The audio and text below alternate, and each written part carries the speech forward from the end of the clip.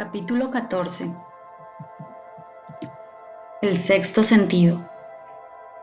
La puerta del templo de la sabiduría. El 13º paso hacia la riqueza. El 13º principio es conocido como el sexto sentido. A través de él, la inteligencia infinita puede comunicarse y de hecho se comunicará voluntariamente con el individuo, sin ningún esfuerzo ni exigencia por parte de éste. Este principio constituye la cumbre de la filosofía. Solo puede ser asimilado, comprendido y aplicado una vez que se hayan dominado los otros 12 principios. El sexto sentido es esa porción de la mente subconsciente a la que nos hemos referido denominándola imaginación creativa.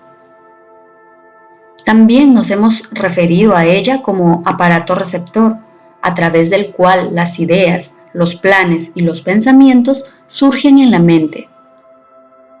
A veces, estos destellos son denominados presentimiento, intuición o inspiración. El sexto sentido desafía toda descripción. Es imposible describírselo a una persona que no haya dominado los otros principios de esta filosofía, porque esa persona no posee conocimientos ni experiencia con los que comparar el sexto sentido. La comprensión de lo que el sexto sentido es solo se logra por medio de la meditación y el desarrollo mental desde dentro.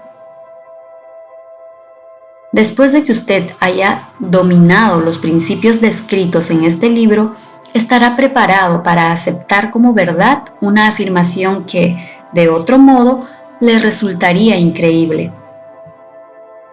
Nos referimos a que, con la ayuda del sexto sentido, usted será advertido de todo peligro inminente con bastante tiempo para evitarlo, y se le notificarán las oportunidades con la suficiente antelación para que las aproveche. El sexto sentido acude en su ayuda y, si usted sabe desarrollarlo y aprovecharlo, siempre tendrá a su lado un ángel guardián que le abrirá la puerta de entrada al templo de la sabiduría en todo momento. Milagros del sexto sentido. El autor no es ni un creyente ni un defensor de los milagros, debido a que posee una comprensión suficiente de la naturaleza como para saber que ésta nunca se le desvía de sus leyes establecidas. Algunas de esas leyes son tan incomprensibles que producen lo que parecen ser milagros. El sexto sentido es lo más cercano a un milagro que yo haya experimentado nunca. Esto es lo que el autor sabe, que existe un poder o primera causa o inteligencia que impregna cada átomo de la materia y abarca toda unidad de energía perceptible para el hombre, que esa inteligencia infinita convierte la semilla en roble, hace que el agua fluya colina abajo en respuesta a la ley de gravedad, que el día siga a la noche y el invierno al verano, cada uno de ellos manteniendo su adecuado lugar y relación con el otro. A través de los principios de esta filosofía podemos inducir a esta inteligencia a que nos ayude en la transmutación de los deseos en formas concretas o materiales. El autor posee este conocimiento porque ha llevado a cabo experimentos con él y ha sido experimentado por él mismo.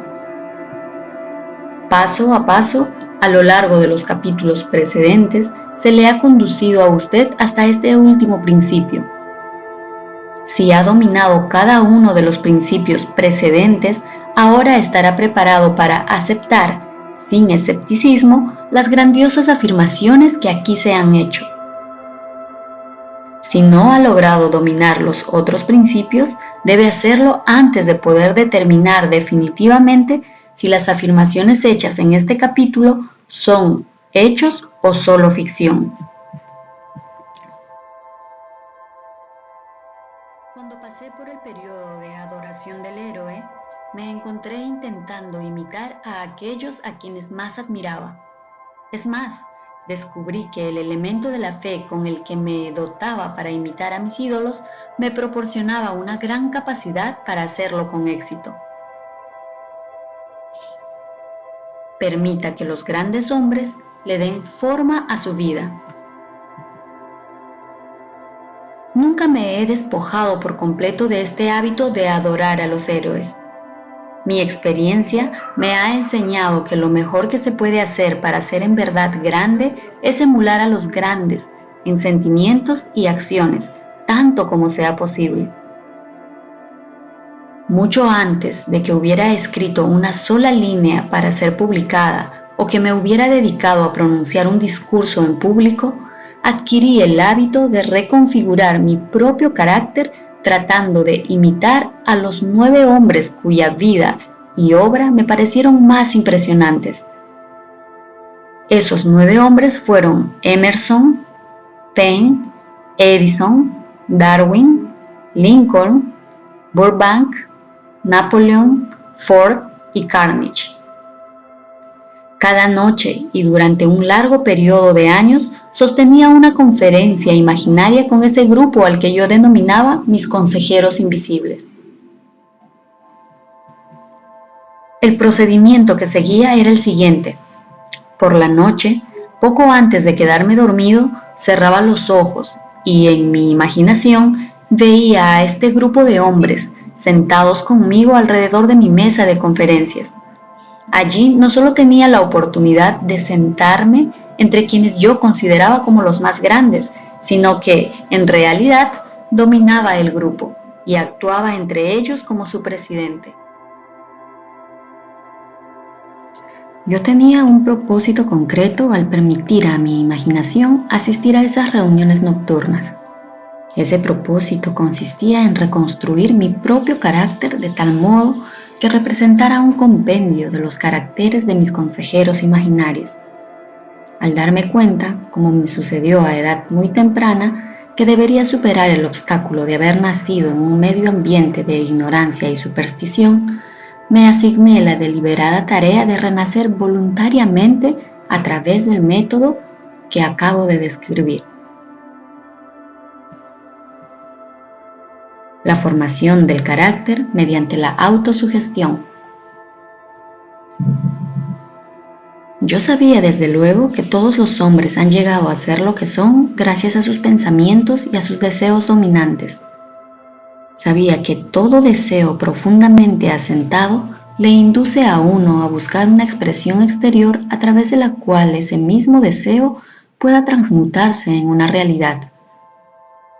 Sabía que la autosugestión es un factor poderoso en la formación del carácter y que es, de hecho, el único principio a través del cual se forma el carácter. Dotado de este conocimiento acerca de los principios que rigen el funcionamiento de la mente, me sentí bastante bien armado con el equipo necesario para reconfigurar mi carácter. En esas reuniones imaginarias, yo convocaba a los miembros de mi gabinete para que me transmitieran el conocimiento que deseaba adquirir, dirigiéndome a cada uno de ellos con palabras audibles del siguiente modo. Señor Emerson, deseo adquirir de usted la maravillosa comprensión de la naturaleza que distinguió su vida. Le pido que deje una huella en mi subconsciente acerca de todas aquellas cualidades que usted haya poseído y que le permitieron comprender las leyes de la naturaleza y adaptarse a ellas.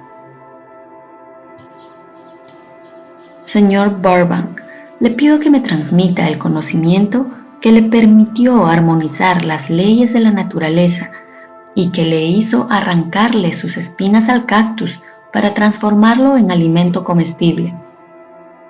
Ofrézcame acceso al conocimiento que le permitió hacer crecer 2 hojas de hierba allí donde antes crecía una sola.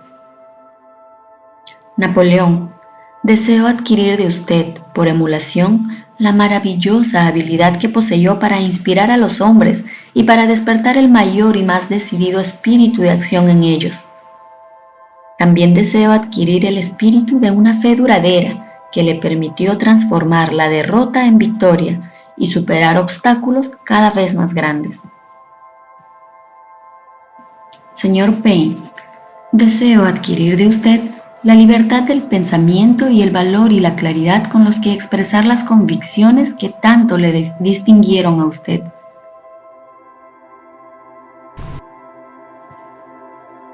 Señor Darwin, deseo adquirir de usted la maravillosa paciencia y la habilidad para el estudio de la causa y el efecto, sin desviación ni prejuicio, tan ejemplificadas por usted en el campo de las ciencias naturales. Señor Lincoln, deseo introducir en mi propio carácter el agudo sentido de la justicia, el incansable espíritu de la paciencia, el sentido del humor, la comprensión humana y la tolerancia que fueron sus características más distinguidas. Señor Carnage, deseo adquirir de usted una comprensión completa de los principios del esfuerzo organizado que usted utilizó con tanta efectividad en la formación de una gran empresa industrial. Señor Ford, deseo adquirir su espíritu de perseverancia, la determinación, la serenidad y la confianza en sí mismo que le permitieron dominar la pobreza y organizar, unificar y simplificar el esfuerzo humano para que así yo pueda ayudar a otros a seguir sus pasos. Señor Edison, deseo adquirir de usted el maravilloso espíritu de fe con el que descubrió tantos secretos de la naturaleza y el espíritu de herramienta inconmovible con el que tan a menudo extrajo la victoria de la derrota.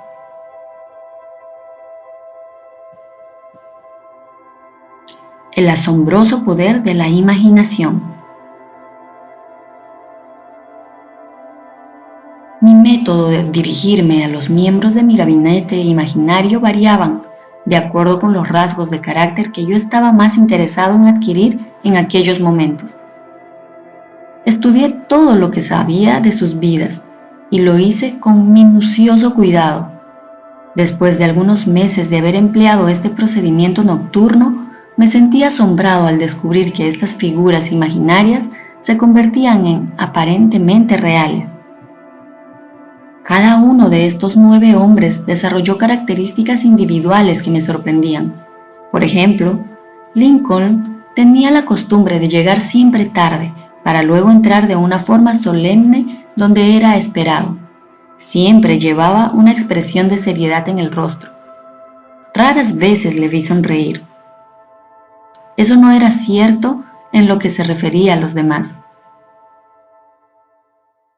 Burbank y Payne se enfrascaban a menudo en conversaciones burlonas que a veces parecían conmocionar a los otros miembros del gabinete. En cierta ocasión, Burbank llegó tarde.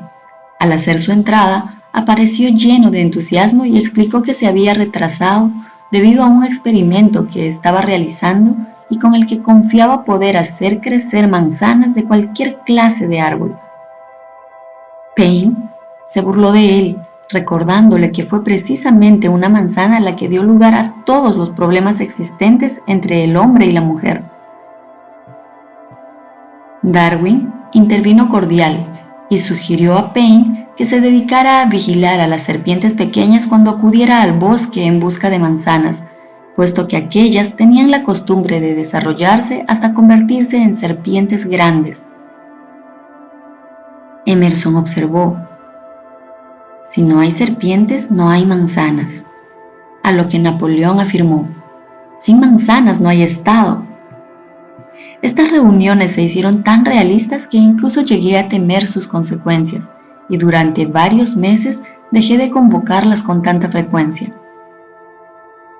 Las experiencias eran tan extrañas que temía que, de continuar así, pudiera perder de vista el hecho de que tales reuniones no eran más que puras experiencias de mi imaginación. Esta es la primera vez que he tenido el valor de mencionar mis reuniones.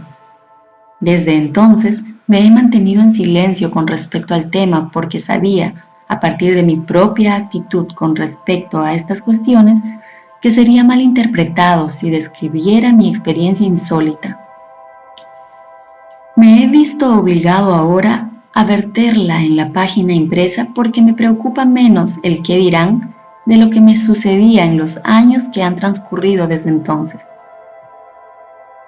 Para no ser mal interpretado, quisiera afirmar aquí, del modo más categórico posible, que sigo considerando las reuniones de mi gabinete como puramente imaginarias, pero que me siento con derecho a sugerir que, aun cuando los miembros de mi gabinete sean ficticios y esas reuniones existan solo en mi propia imaginación, me han conducido por gloriosos caminos de aventura y han configurado en mí un aprecio por la verdadera grandeza. Han estimulado mi comportamiento creativo y han sido siempre la expresión de un pensamiento honesto.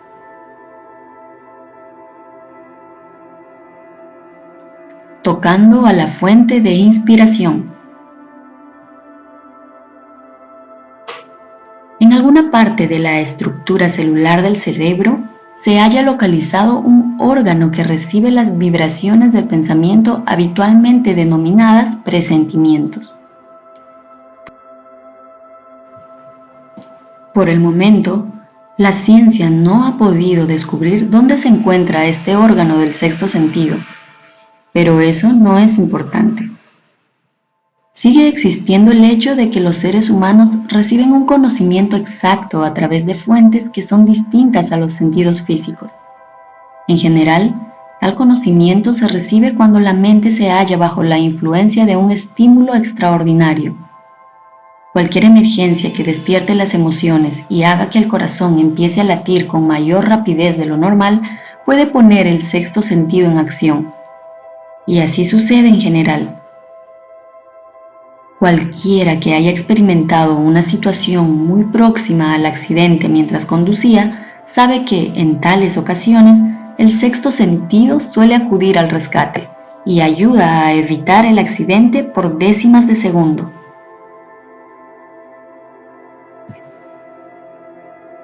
Todos estos hechos se mencionan con anterioridad a una afirmación que haré ahora. Durante mis reuniones con mis consejeros invisibles, siento que mi mente se muestra de lo más receptiva a ideas, pensamientos y conocimientos que me llegan a través del sexto sentido. Ha habido un gran número de ocasiones en las que me he enfrentado a situaciones de emergencia, algunas tan graves que mi vida llegó a correr verdadero peligro y en las que me he visto milagrosamente guiado hacia la superación de estas dificultades gracias a la influencia de mis consejeros invisibles.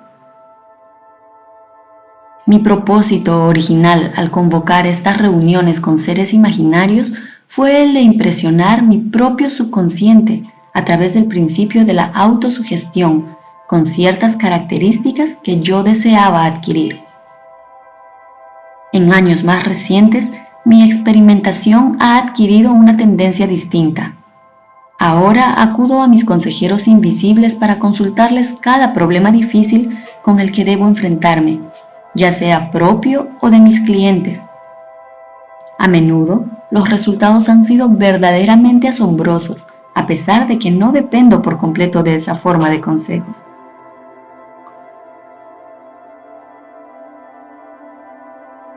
Una fuerza poderosa de crecimiento lento.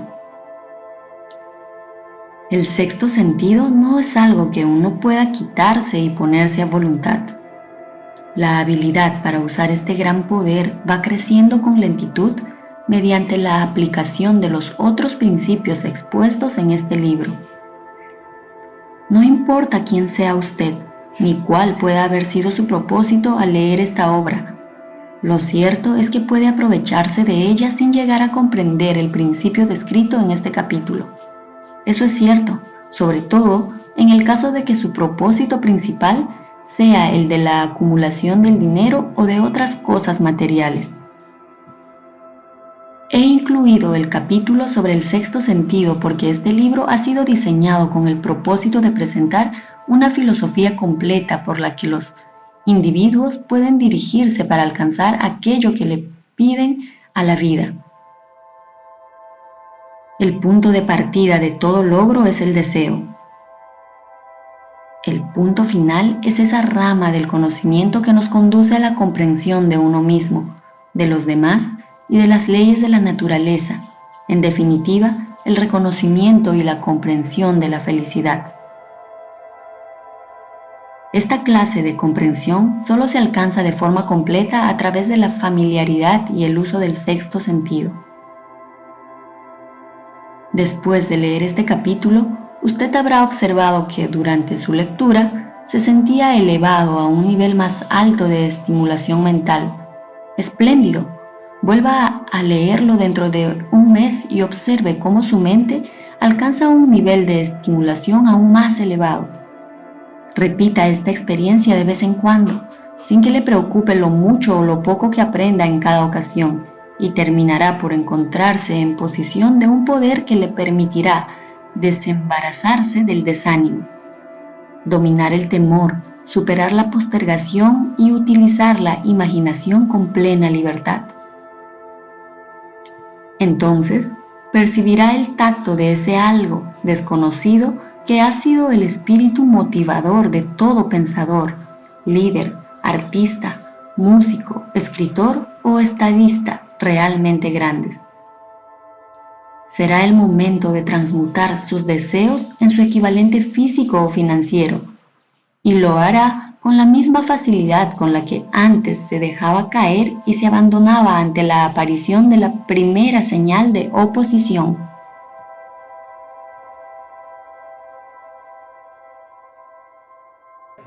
Capítulo 15. Los 6 fantasmas del temor. Haga un inventario de sí mismo mientras lee este último capítulo y descubra cuántos fantasmas se interponen en su camino.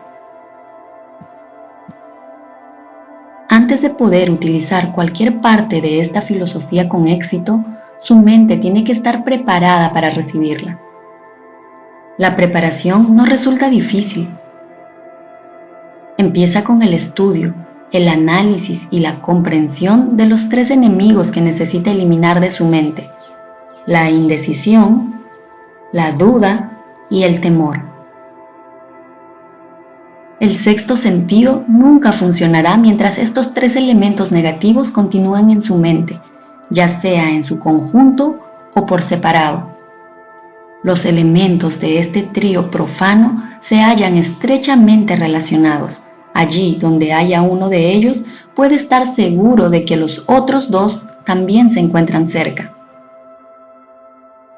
La indecisión es la semilla del temor. Recuérdelo a medida que siga con la lectura. La indecisión se cristaliza en la duda y ambas se mezclan y se vierten en temor.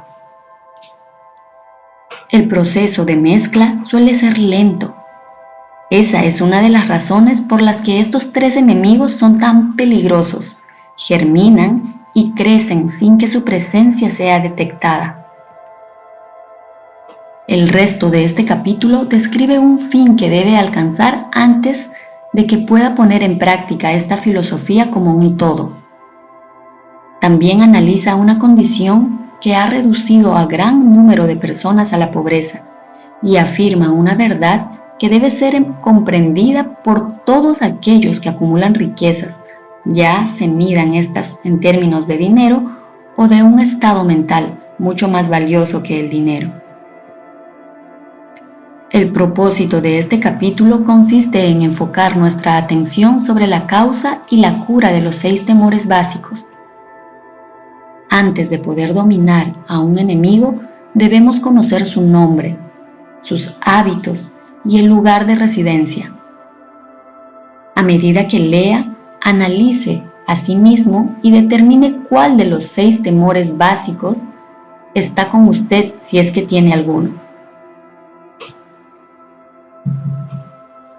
No se deje engañar por los hábitos de esos enemigos sutiles.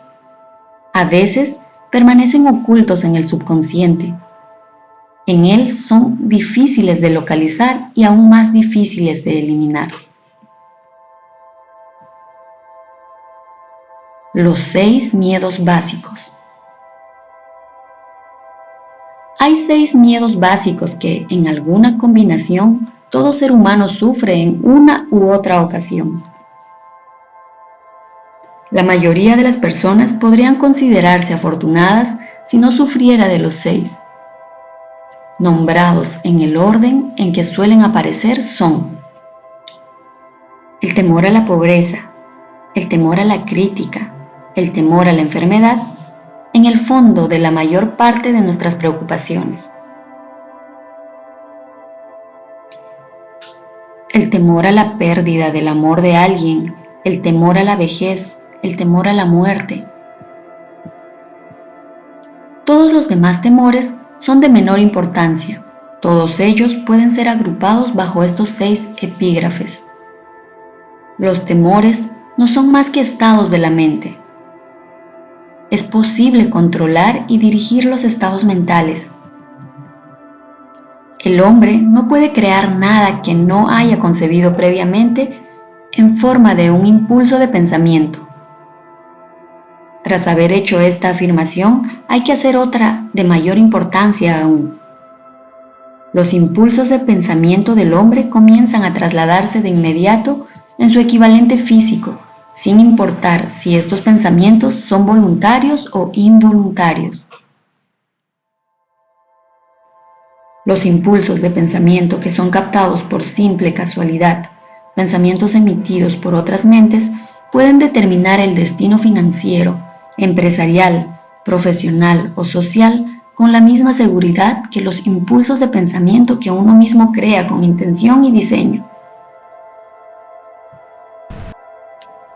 Estamos estableciendo aquí los fundamentos para la presentación de un hecho de gran importancia para quien no comprende por qué algunas personas parecen tener suerte, mientras que otras, de igual o mayor habilidad, entrenamiento, experiencia y capacidad cerebral, parecen destinadas a soportar la desventura. Ese hecho se explica con la afirmación de que todo ser humano tiene la habilidad de controlar su propia mente por completo, y con ese control es evidente que cada persona puede abrir su mente a los impulsos de pensamiento emitidos por otros cerebros, o cerrar fuertemente sus puertas y admitir únicamente aquellos impulsos de pensamiento de su propia elección. La naturaleza ha dotado al hombre de un control absoluto sobre una sola cosa: el pensamiento.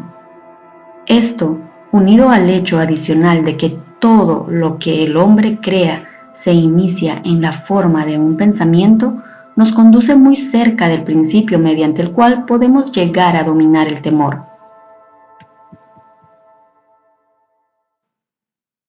Si es cierto que todo pensamiento tiene una tendencia a transformarse en su equivalente físico, y eso es cierto más allá de todo espacio razonable para la duda, también es cierto que los impulsos de pensamiento de temor y de pobreza no pueden traducirse en términos de valor y ganancia financiera. El temor a la pobreza.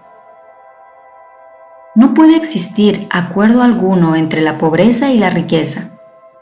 Los dos caminos que conducen a ellas van en direcciones opuestas. Si lo que usted desea son riquezas, tiene que negarse a aceptar cualquier circunstancia que conduzca hacia la pobreza. La palabra riqueza se utiliza aquí en su más amplio sentido, refiriéndonos con ella a los planos espiritual, mental y material. El punto de partida del camino que conduce a la riqueza es el deseo. En el primer capítulo, usted recibió instrucciones completas para el uso adecuado del deseo. En este capítulo sobre el temor, encontrará instrucciones completas para preparar su mente con el propósito de hacer un uso práctico del deseo. Así pues, este es el lugar en el que se le planteará un desafío mediante el que determinará de modo definitivo cuánta de esta filosofía ha absorbido usted. Aquí está el punto en el que puede convertirse en profeta y pronosticar con exactitud qué le reserva el futuro. Si, después de haber leído este capítulo, usted se halla dispuesto a aceptar la pobreza, será mejor que prepare a su mente para recibir pobreza. Se trata de una decisión que usted no puede evitar. Si lo que exige son riquezas, determine en qué forma las recibirá y cuánto necesitará para sentirse satisfecho. Ya conoce el camino que conduce a la riqueza. Se le ha proporcionado una especie de mapa de carretera que, si lo sigue, lo mantendrá en la vía adecuada.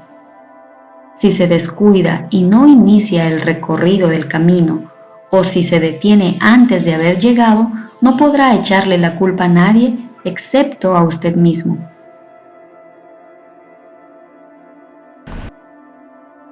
Esa responsabilidad es exclusivamente suya. Ninguna justificación le salvará de aceptar la responsabilidad si ahora fracasa o si se niega a exigirle riquezas a la vida, porque la aceptación le exige una sola cosa, la única que usted puede controlar: un estado de la mente. Un estado mental es algo que uno asume, no se puede comprar, sino que ha de ser creado.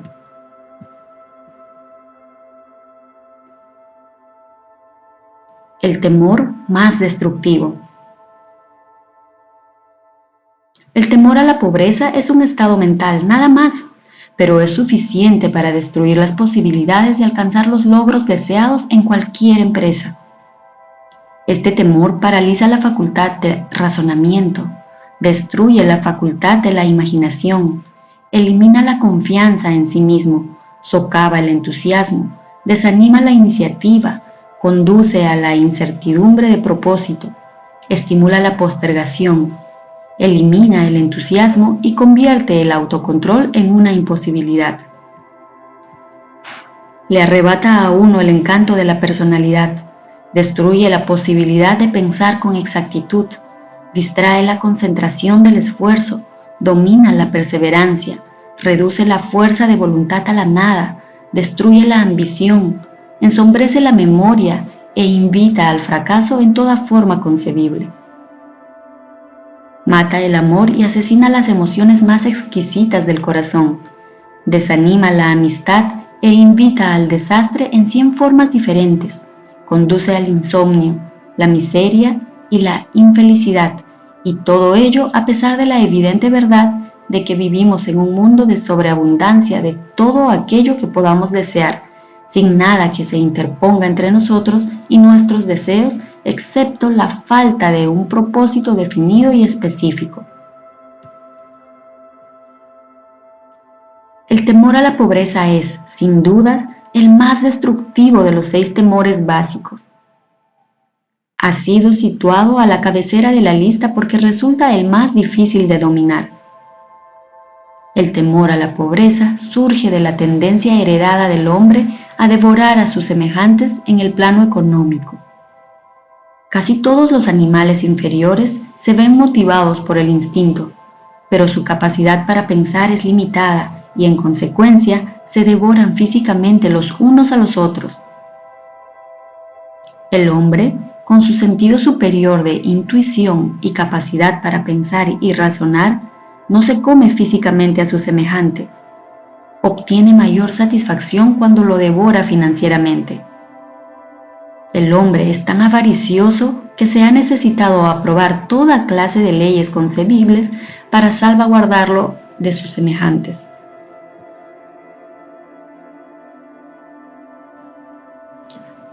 Nada produce tanto sufrimiento y humillación al hombre como la pobreza. Solo aquellos que la han experimentado comprenden todo el significado de esta afirmación. No es de extrañar que el hombre tema la pobreza. A lo largo de una abundante serie de experiencias heredadas, el hombre ha aprendido que no se puede confiar en algunos de su especie cuando se trata de cuestiones relacionadas con el dinero y con las posiciones terrenales. El hombre experimenta tal ansiedad por poseer riqueza que está dispuesto a adquirirla de todas las maneras posibles, por medios legales si es posible, o por otros si es necesario o conveniente. El autoanálisis puede poner al descubierto debilidades que a uno no le gustaría reconocer. Esta forma de examen es esencial para todos aquellos que exigen de la vida algo más que mediocridad y pobreza. Al analizarse a sí mismo punto por punto, recuerde que en este caso usted es juez y parte, fiscal y defensor, acusador y acusado. Y recuerde también que está afrontando un juicio. Así pues, enfréntese a los hechos directamente. Hágase preguntas concretas a sí mismo y exíjase respuestas directas. Una vez que haya terminado el examen, sabrá más sobre sí mismo. Si tiene la sensación de no poder ser un juez imparcial en este autoexamen, confíe en alguien que le conozca bien y que pueda actuar como tal, hasta que usted sea capaz de examinarse a sí mismo. Lo que usted anda buscando es la verdad. Consígala sin que le importe a qué precio, aun cuando pueda sentirse temporalmente avergonzado por ella.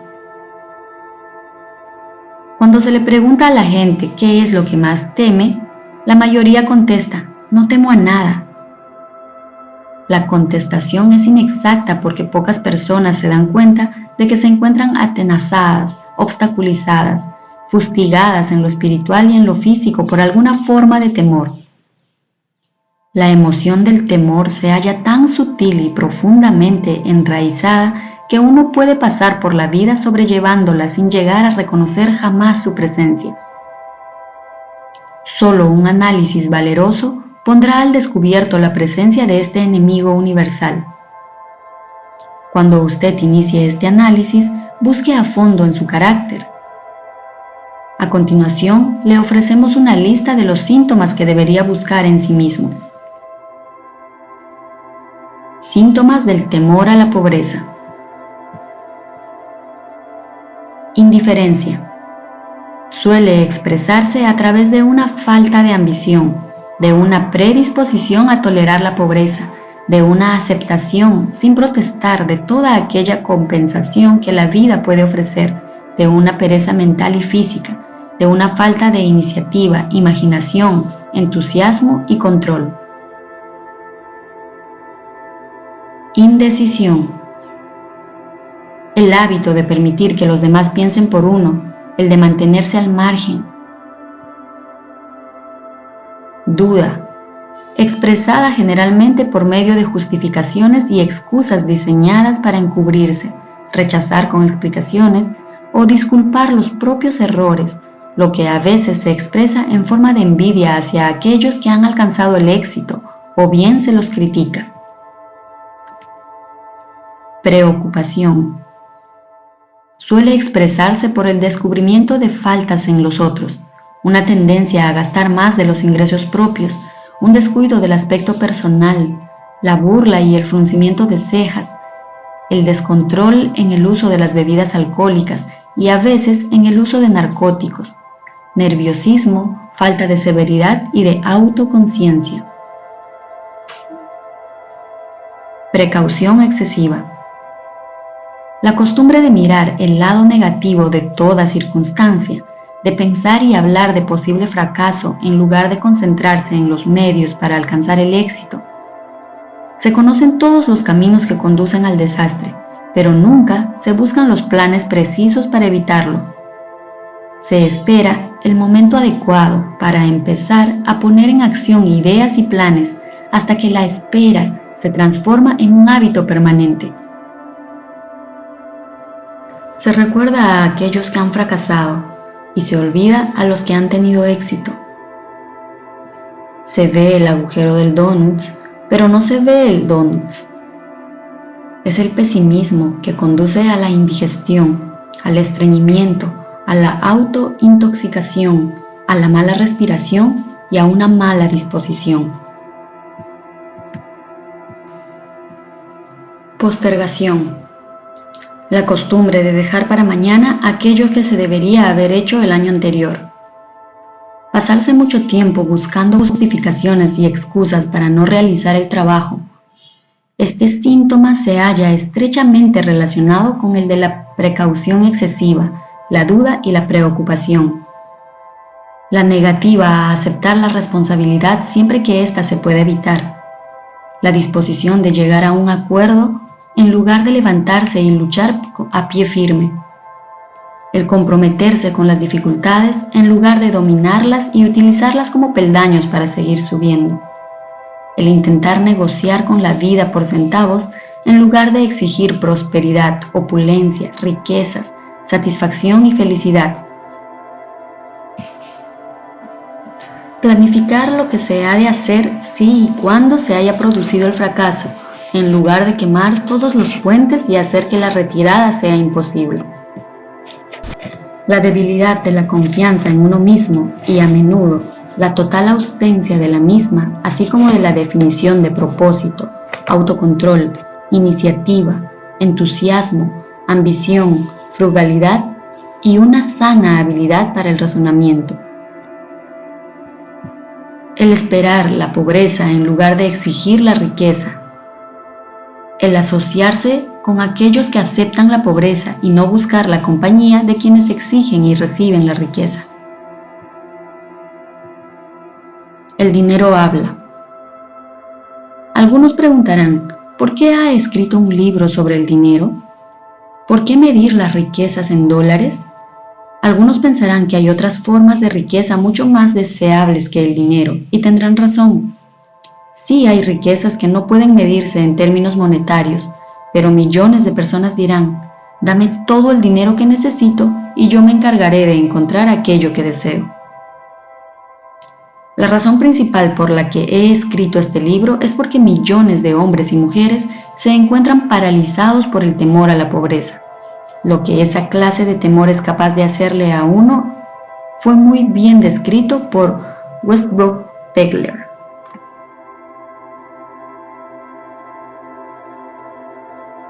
El dinero no es más que conchas de almejas o discos de metal o trozos de papel, y hay tesoros del corazón y del alma que el dinero no puede comprar, pero la mayoría de la gente sin dinero es incapaz de tenerlo en cuenta y sostener su espíritu.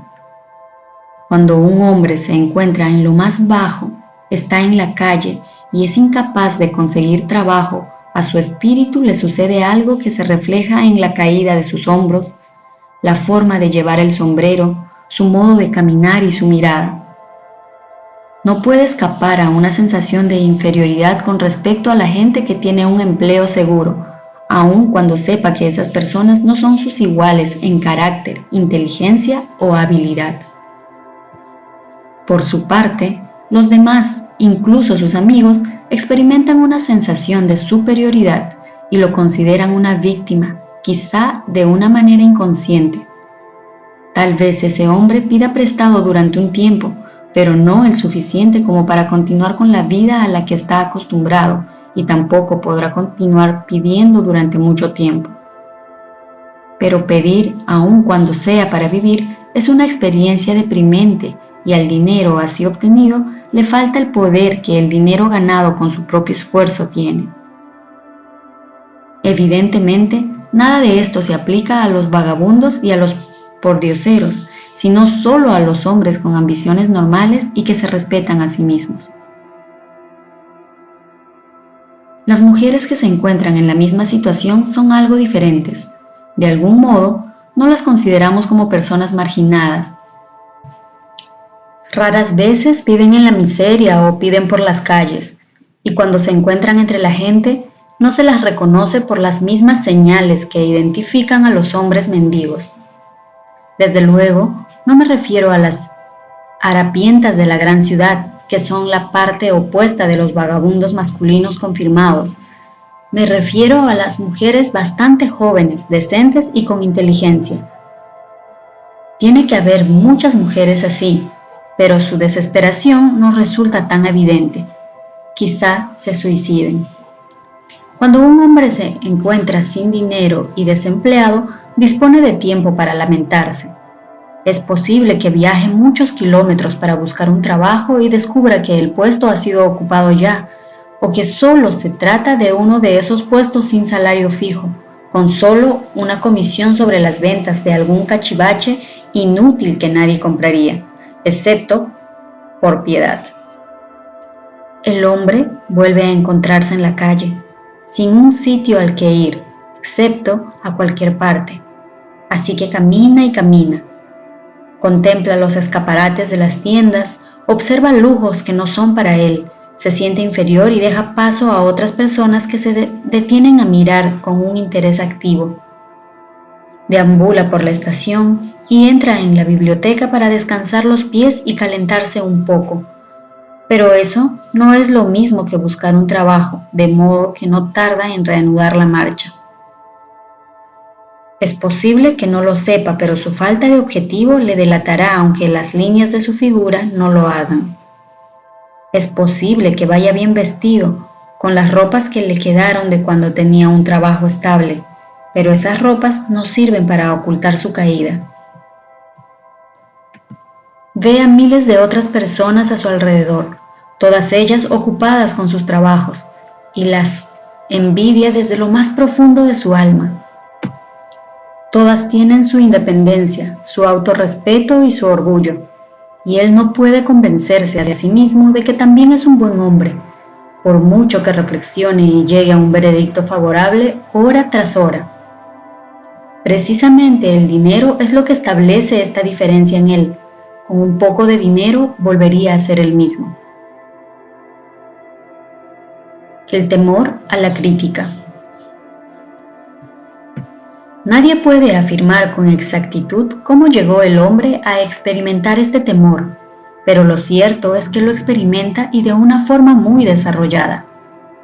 Este autor atribuye el temor básico a la crítica, a esa parte de la naturaleza heredada del hombre que lo induce no solo a arrebatar los bienes y mercancías de sus semejantes, sino también a justificar su acción mediante la crítica del carácter de los demás. Es un hecho bien conocido que un ladrón critica al hombre que le haya robado, que los políticos que buscan un puesto no despliegan sus propias virtudes y sus calificaciones, sino que intentan desmerecer a sus oponentes. Los astutos fabricantes de ropa no han sido lentos a la hora de capitalizar este temor básico por la crítica, con el que toda la humanidad ha sido maldecida. Cada temporada cambian los estilos de numerosos artículos. ¿Quién establece los estilos? Desde luego no es la persona que compra la ropa, sino el fabricante. ¿Por qué éste cambia los estilos con tanta frecuencia? La respuesta es evidente: para vender más ropa. Por la misma razón, el fabricante de automóviles cambia todas las temporadas los modelos de sus vehículos. Nadie quiere conducir un automóvil que no sea de los últimos salidos de fábrica. Hemos descrito la forma en que la gente se comporta bajo la influencia del temor a la crítica, tal y como se aplica a las pequeñas y mezquinas cosas de la vida. Examinemos ahora el comportamiento humano cuando ese temor afecta a las personas en relación con acontecimientos más importantes de las relaciones humanas. Tomemos, por ejemplo, a cualquier persona que haya alcanzado la edad de la madurez mental, de los 35 a los 40 años de edad como término medio. Si pudiéramos leer sus pensamientos secretos, encontraríamos una decidida incredulidad hacia las fábulas enseñadas por la mayoría de los dogmáticos de hace unas pocas décadas. ¿Por qué la persona media, incluso en una época de tantos conocimientos como la actual, no se atreve a negar su creencia en las fábulas? La respuesta es por el temor a la crítica. Los hombres han sido criticados por atreverse a expresar su incredulidad acerca de los fantasmas. No resulta nada extraño que hayamos heredado una conciencia que nos hace temer la crítica. No hace mucho tiempo, en el pasado, la crítica incorporaba severos castigos y aún los acarrea en algunos países. El temor a la crítica priva al hombre de su iniciativa, destruye su poder de imaginación, limita su individualidad, le quita la confianza en sí mismo y daña de 100 formas diferentes. Los padres a menudo hacen un daño irreparable a sus hijos cuando los critican. La madre de uno de mis compañeros de infancia solía castigarlo casi a diario con un palmetazo, completando la acción con la siguiente afirmación: Terminarás en la cárcel antes de que cumplas los 20 años. A la edad de 17 años fue enviado a un reformatorio. La crítica es la clase de servicio que le sobra a todo el mundo. Todos tenemos una buena reserva de crítica gratuita que entregar, tanto si se nos pide como si no. A menudo, los parientes más cercanos son los que peor ofenden. Debería ser considerado un crimen. En realidad es un crimen de la peor naturaleza, el que cualquier padre produzca en su hijo complejos de inferioridad por medio de la crítica innecesaria. Los patronos que comprenden la naturaleza humana obtienen lo mejor de sus empleados no mediante la crítica, sino por medio de la sugerencia constructiva. Los padres pueden conseguir los mismos resultados con sus hijos. La crítica implanta el temor en el corazón humano o el resentimiento, pero no construye ni el amor ni el afecto. Síntomas del temor a la crítica. Este temor es casi tan universal como el temor a la pobreza y sus efectos, igual de fatales para el logro personal, pero sobre todo porque destruye la iniciativa y desanima el uso de la imaginación. Los principales síntomas del temor a la crítica son timidez. Suele ser expresada por medio del nerviosismo, la timidez en la conversación y el encuentro con personas extrañas, el movimiento extraño de las manos y de los pies, el desplazamiento de la mirada. Falta de serenidad, ausencia de control en la voz, nerviosismo en presencia de otros, postura deficiente del cuerpo, memoria pobre. Personalidad, escasa firmeza en las decisiones, falta de encanto personal y de habilidad para expresar opiniones definidas. Costumbre de soslayar los temas en lugar de afrontarlos de manera directa. Estar de acuerdo con otros sin haber examinado sus opiniones con cuidado. Complejo de inferioridad. El hábito de expresar autoaprobación por medio de la palabra y las acciones como un medio de ocultar una sensación de inferioridad. Utilizar palabras grandilocuentes para impresionar a los demás, a menudo sin conocer siquiera el significado de lo que se dice. Imitar a otros en la ropa, el discurso y las actitudes. Fanfarronear de logros imaginarios. Esto produce a veces una imagen superficial de sentimiento de superioridad. Extravagancia.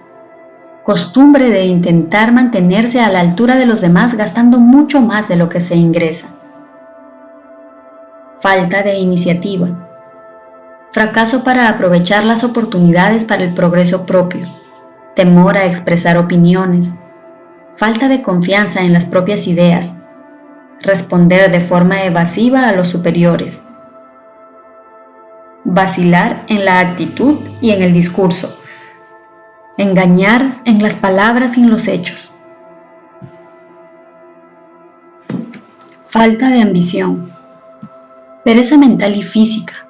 Falta de autoafirmación, lentitud para tomar decisiones, dejarse influir con excesiva facilidad, criticar a los demás a sus espaldas y halagarlos cuando están delante, aceptar la derrota sin protesta o abandonar una empresa cuando se encuentra con la oposición de otros, sospechar de otras personas sin causa alguna, falta de tacto en la actitud y el discurso, no estar dispuesto a aceptar la responsabilidad de los propios errores.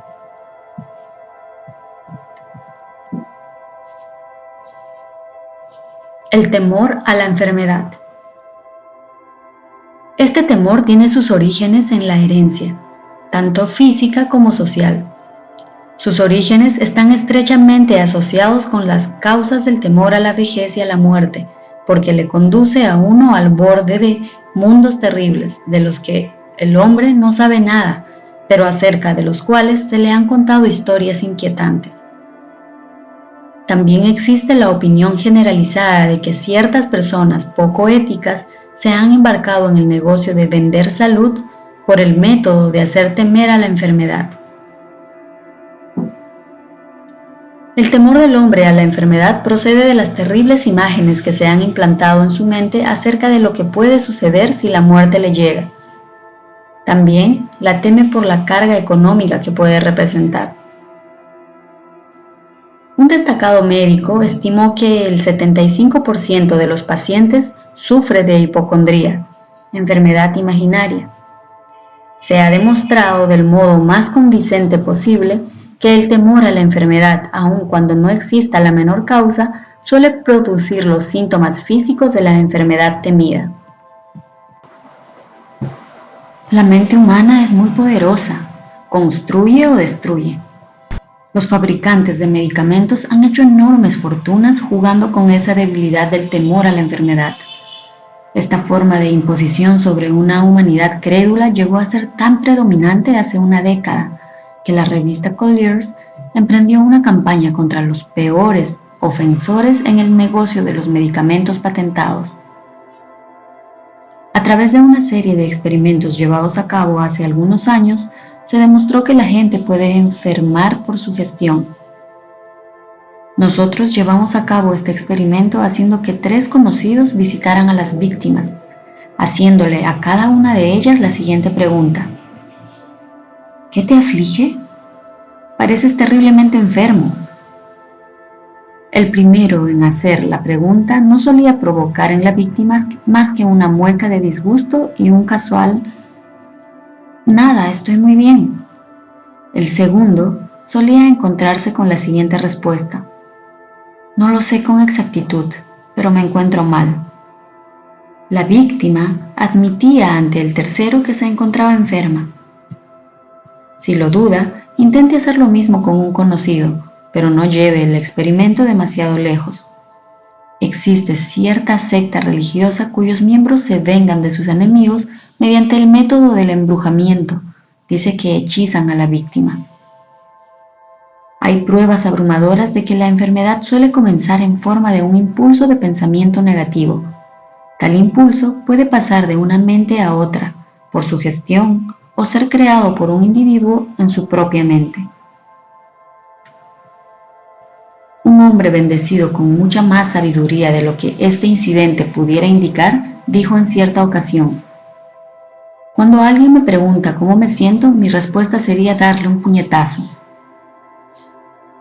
Los médicos aconsejan un cambio de clima a sus pacientes en beneficio de su salud, cuando lo realmente necesario sería un cambio de actitud mental. La semilla del temor a las enfermedades anida en cada mente humana. La preocupación, el temor, el desánimo, la desilusión en el amor y el fracaso en los negocios permiten que esta semilla germine y crezca.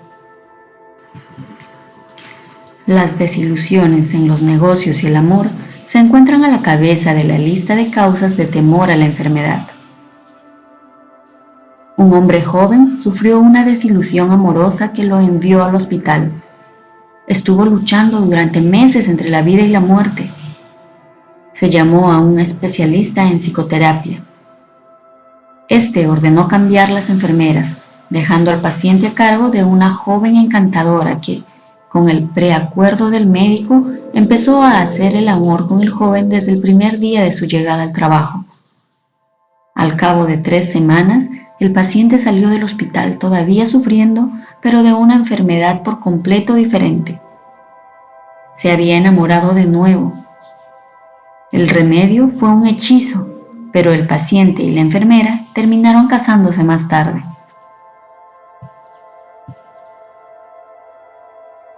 Síntomas del temor a la enfermedad. Los síntomas de este temor casi universal son: autosugestión. El hábito del uso negativo de la autosugestión que se dedica a buscar y espera encontrar los síntomas de toda clase de enfermedades. Disfrutar de enfermedades imaginarias y hablar de ellas como si fueran reales. El hábito de probar todas las manías y modas recomendadas por los demás, considerándolas como algo que tiene valor terapéutico. Hablar a otros de operaciones, accidentes y otras formas de enfermedad. Experimentar con dietas, ejercicios físicos y sistemas de reducción de peso sin guía profesional. probar remedios caseros, medicamentos patentados y remedios de charlatanes. Hipocondría. El hábito de hablar de la enfermedad, concentrando la mente en ella y esperando su aparición hasta que se produce un colapso nervioso. Nada que se venda en botellas puede curar este estado. Se produce como consecuencia de un pensamiento negativo y la curación se logra solo mediante un pensamiento positivo. Se dice que la hipocondría, un término médico para referirse a la enfermedad imaginaria, produce tanto daño como la enfermedad que se teme tener. La mayoría de los casos denominados nerviosos no son sino enfermedades imaginarias. Ejercicio. El temor a la enfermedad interfiere a menudo con un ejercicio físico adecuado y tiene como resultado el exceso de peso, haciendo que uno evite la vida al aire libre. Susceptibilidad. El temor a la enfermedad quiebra la resistencia natural del cuerpo y crea en él un estado favorable para cualquier forma de enfermedad con la que uno pueda ponerse en contacto. El temor a la enfermedad suele estar relacionado con el temor a la pobreza, en especial en el caso del hipocondríaco, que se preocupa constantemente por la posibilidad de tener que pagar las facturas del médico, del hospital, etc. Este tipo de persona pasa mucho tiempo preparándose para la enfermedad, hablando de la muerte, ahorrando dinero para el cementerio y los gastos del entierro, etc. Autoconsentimiento. Hábito de buscar un poco de simpatía con el señuelo de una enfermedad imaginaria. La gente recurre a menudo a este truco para evitar acudir al trabajo. Hábito de fingir una enfermedad para justificar lo que no es más que pereza o de hacerla servir como una justificación de lo que solo es falta de ambición. Falta de moderación. Hábito de usar alcohol o narcóticos para eliminar dolores como los de la cabeza, las neuralgias, etc., en lugar de buscar y eliminar la causa. El hábito de interesarse por las enfermedades y de preocuparse por la posibilidad de verse afectado por una de ellas, así como el de leer los textos de los anuncios de medicamentos patentados, son aspectos del temor a la enfermedad.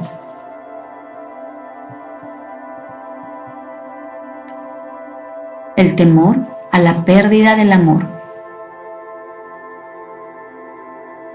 La fuente original de este temor inherente surgió evidentemente del hábito del hombre polígamo de robarle la compañera a su semejante o de tomarse libertades con ella cada vez que podía. Los celos y otras formas similares de neurosis surgen del temor heredado del hombre a la pérdida del amor de alguien. Este temor es el más doloroso de los 6 temores básicos. Tal vez causa más daño al cuerpo y a la mente que cualquiera de los otros temores básicos. Es probable que el temor a la pérdida del amor se remonte a la edad de piedra, cuando los hombres robaban las mujeres por la fuerza bruta. Ahora continúan robándolas, pero su técnica ha cambiado. En lugar de la fuerza, utilizan la persuasión, la promesa de vestidos bonitos, de autos estupendos y de otros señuelos mucho más efectivos que la fuerza física. Los hábitos del hombre son los mismos que eran en los albores de la civilización, pero ahora los expresa de formas muy diferentes. Un cuidadoso análisis ha demostrado que las mujeres son mucho más susceptibles a ese temor que los hombres. Este hecho se explica con facilidad. La experiencia ha enseñado a las mujeres que los hombres son polígamos por naturaleza y que no se debe confiar en ellos cuando se encuentran en manos de rivales. Síntomas del temor a la pérdida del amor. Los síntomas más característicos de este temor son celos, el hábito de sospechar de los amigos y de las personas queridas sin ninguna evidencia razonable de motivos suficientes, el hábito de acusar de infidelidad a la pareja sin motivo alguno, la sospecha de todo el mundo en general sin tener fe en nadie. Descubrir imperfecciones. El hábito de descubrir imperfecciones en amigos, parientes, asociados en los negocios y personas amadas a la menor provocación o sin causa que lo justifique. Apuestas. El hábito de jugar, robar, engañar y aceptar cualquier otra oportunidad de riesgo con el propósito de conseguir dinero para la persona amada, en la creencia de que el amor se puede comprar. El hábito de gastar mucho más de lo que se ingresa o de incurrir en deudas para proporcionar regalos a la persona amada con objeto de brindarle una imagen favorable. Insomnio, nerviosismo, falta de perseverancia, debilidad de voluntad, falta de autocontrol, falta de confianza en sí mismo, mal carácter. El temor a la vejez. En conjunto, este temor surge de dos fuentes. En primer lugar, del pensamiento de que la vejez puede traer consigo la pobreza.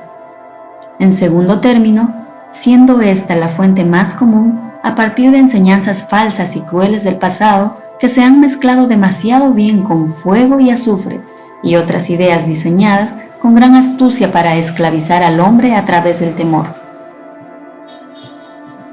En el caso del temor básico a la vejez, el hombre tiene dos razones muy sanas para su aprensión. Una surge de la desconfianza a sus semejantes, que puede arrebatarle todas sus posesiones mundanas, y la otra surge de las terribles imágenes que hay en su mente acerca del más allá. La posibilidad de la mala salud, que se incrementa a medida que la gente envejece, contribuye asimismo a este temor tan común a la vejez.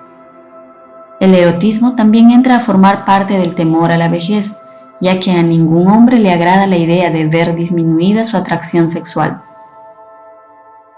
La causa más común de temor a la vejez va asociada con la posibilidad de la pobreza.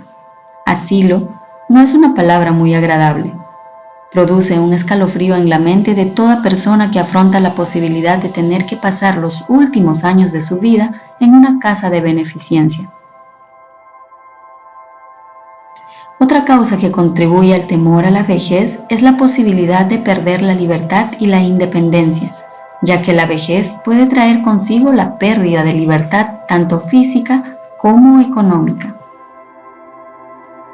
Síntomas del temor a la vejez.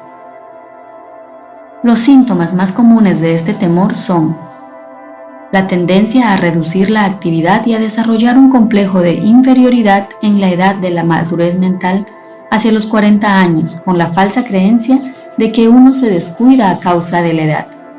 La verdad es que los años más útiles del hombre, tanto mental como físico, son los comprendidos entre los 40 y los 60.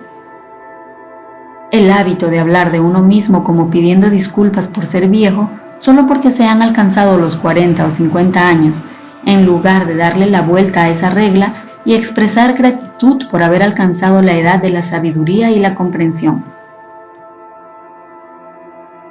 El hábito de matar la iniciativa, la imaginación y la confianza en sí mismo al creer falsamente que se es demasiado viejo para ejercer esas cualidades. La costumbre de la persona de 40 años que se viste con el propósito de intentar aparecer más joven y que actúa con formas afectadas de los jóvenes, inspirando con ello el ridículo, tanto en los amigos como en los extraños. El temor a la muerte. Para algunos, este es el más cruel de todos los temores básicos. La razón resulta evidente. En la mayoría de los casos, es posible achacar al fanatismo religioso los terribles dolores del miedo asociado con el pensamiento de la muerte. Los llamados paganos temen menos a la muerte que los más civilizados. El hombre se ha planteado duramente miles de años las mismas preguntas que aún no ha podido contestar acerca de dónde y hacia dónde, de dónde vengo y a dónde voy. Durante los periodos más oscuros del pasado, los más astutos no fueron precisamente lentos a la hora de ofrecer respuesta a estas preguntas a cambio de un precio. Acude a mi tienda, abraza mi fe, acepta mis dogmas y te haré el pasaje que te admitirá en el cielo cuando mueras, grita un líder sectario. Permanece fuera de mi tienda y puede que el diablo se apodere de ti y te queme por toda la eternidad. El pensamiento del castigo eterno destruye el interés por la vida y hace imposible la felicidad.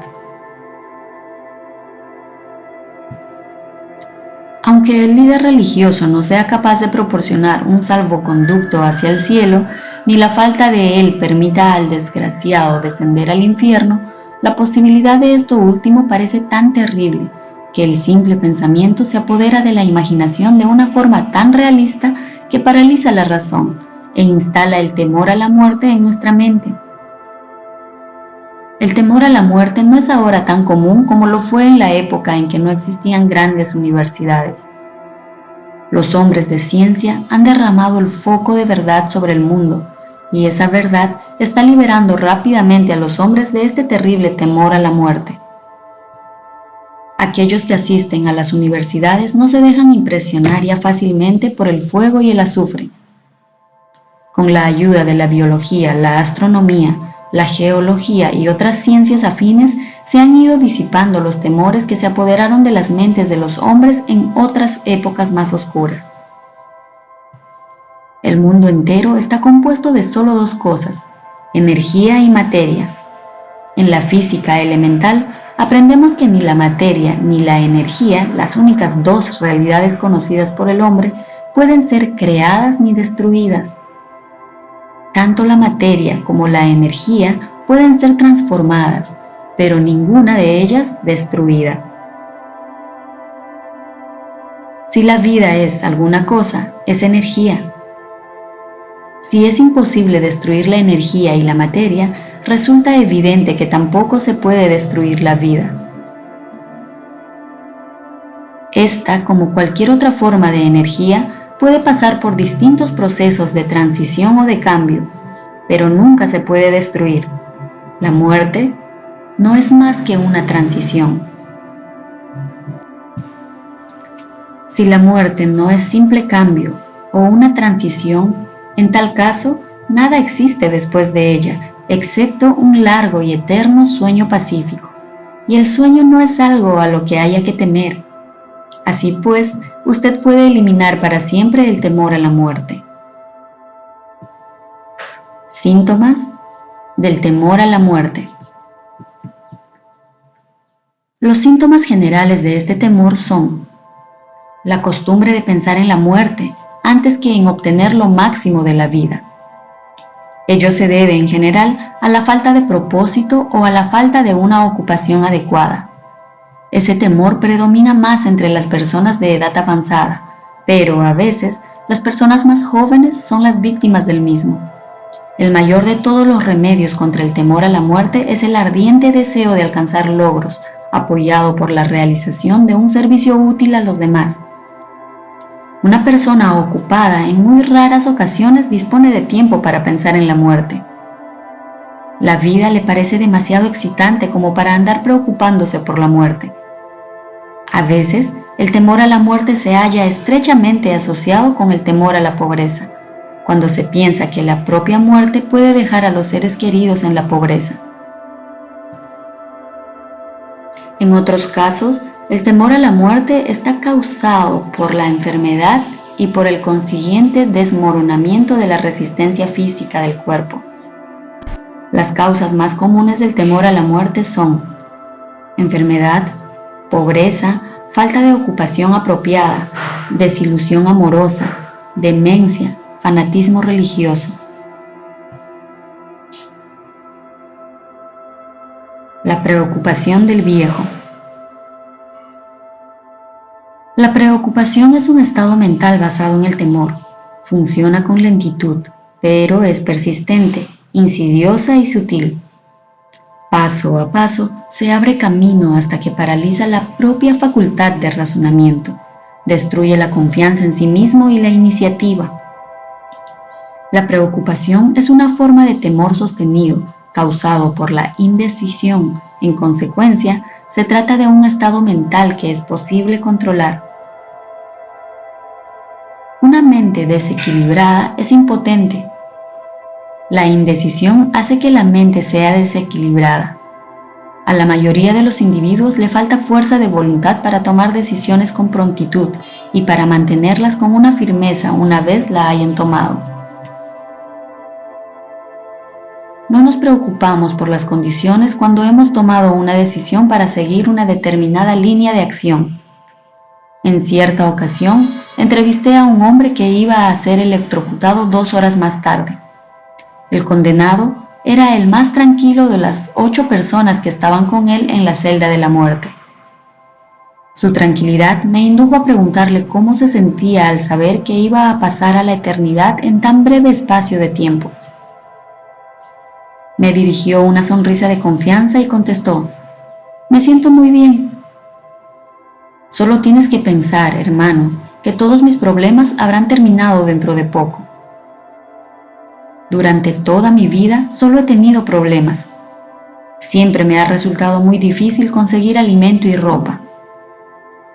Dentro de poco ya no necesitaré nada de eso. Me he sentido muy bien desde que supe con seguridad que iba a morir.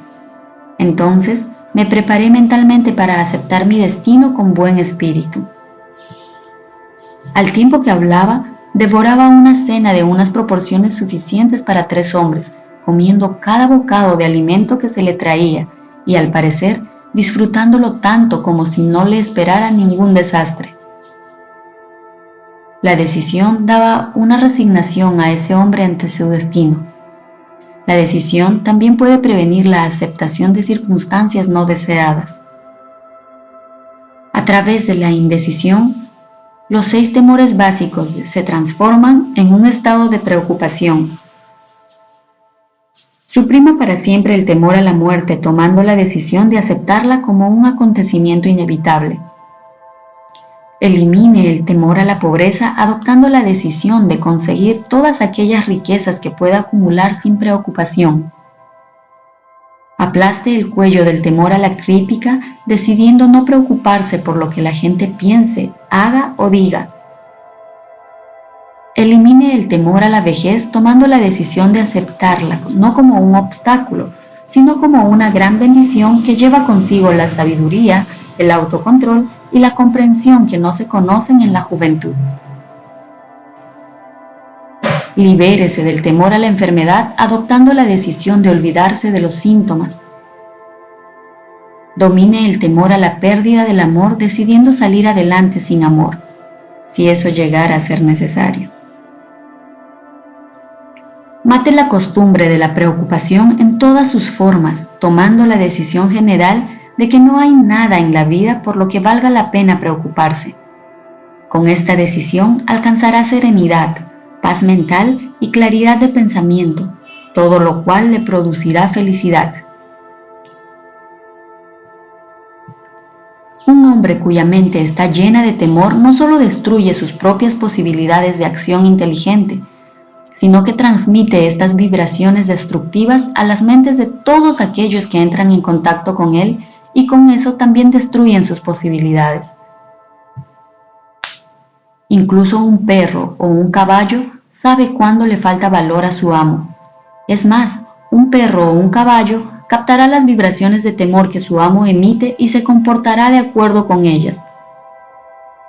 Mucho más abajo en la línea de inteligencia del reino animal, uno se encuentra con esa misma capacidad para captar las vibraciones del temor.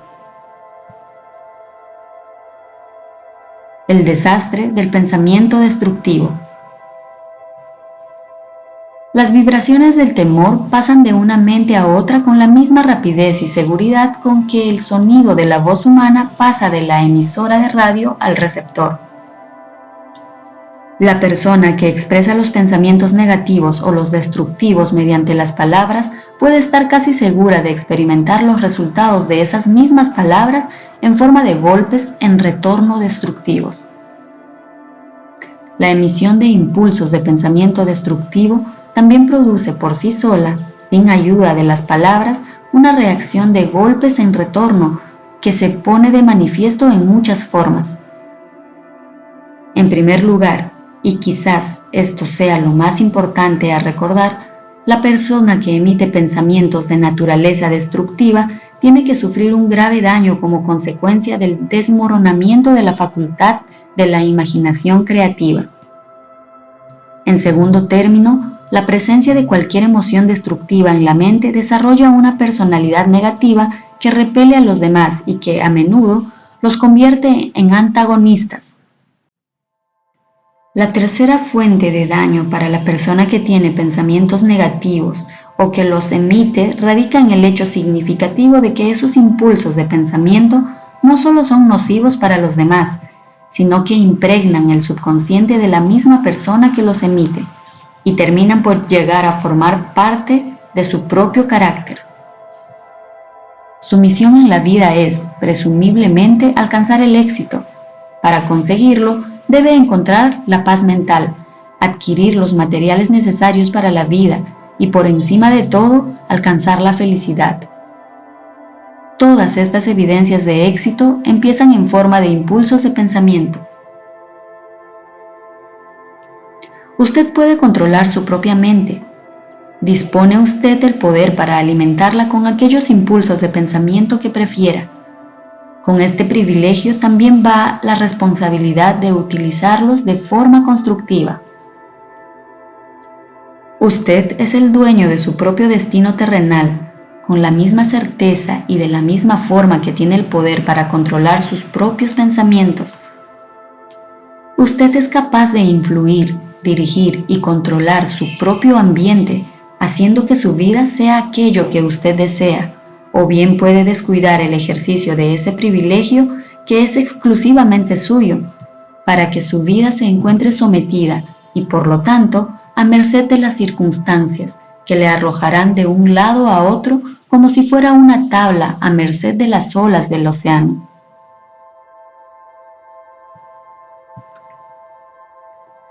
El taller del diablo.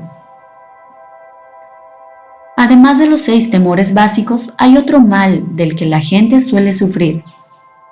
Constituye un terreno abonado en el que las semillas del fracaso crecen en abundancia. Es algo tan sutil que con frecuencia ni siquiera se detecta su presencia. Esta aflicción no puede clasificarse como un temor. Es algo que se halla enraizado más profundamente y que a menudo resulta más funesto que los 6 temores básicos. A falta de un nombre mejor, denominaremos a este mal susceptibilidad a las influencias negativas. Los hombres que acumulan grandes riquezas se protegen siempre contra este mal. Aquel que se ve afectado por la pobreza nunca lo hace. Los que tienen éxito en cualquier actividad han de preparar sus mentes para resistirse a este mal. Si usted está leyendo esta filosofía con el propósito de acumular riquezas, debe examinarse a sí mismo con sumo cuidado para determinar si usted es susceptible a las influencias negativas. Si descuida este autoanálisis, habrá renunciado a su derecho a alcanzar el objeto de sus deseos. Haga que su autoanálisis sea investigador. Después de haber leído las preguntas preparadas para llevarlo a cabo, aténgase a un estricto recuento de sus preguntas. Ponga manos a la obra con toda la atención posible, como si emprendiera la búsqueda de cualquier otro enemigo del que supiera que está esperándole para tenderle una emboscada. Y enfréntese a sus propias faltas tal y como haría con un enemigo más tangible. Puede protegerse con facilidad contra los ladrones de caminos, ya que la ley ofrece cooperación organizada en beneficio de usted. Pero tenga en cuenta que este 7º mal básico es mucho más difícil de dominar, porque suele golpear cuando usted no es consciente de su presencia, tanto si usted duerme como si está despierto. Además, su arma es intangible, pues consiste simplemente en un estado mental. Este mal también resulta peligroso debido a que golpea de muchas formas diferentes, tanto como experiencias humanas existen.